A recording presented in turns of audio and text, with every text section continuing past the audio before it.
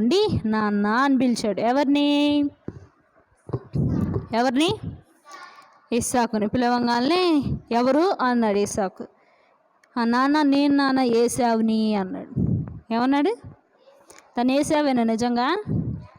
యాకోబు. నేను ఏశావుని అని అంటే అదేంటి ఇంత తొందరగా నీకు మాంసం దొరికిందా? అడవిలో ఇంత తొందరగా మాంసం దొరికిందా? ఇంత తొందరగా వండి ప్రిపేర్ చేస్తావా అంటే అవునా నా అంటాడు. సరే దగ్గర రా అయితే అన్నాడు. దగ్గరికి వచ్చాడు. నిన్న ఒకసారి నేను పట్టుకుంటానని చేయబట్టుకున్నాడు. చేయబట్టుకుంటే ఎలా ఉంది? రోమాలు అవి ఉంటే ఎవరని గుర్తు? ఏసావని గుర్తు. అదే స్మూత్గా ఉంటే యాకోబు అని గుర్తు ఆయనకి.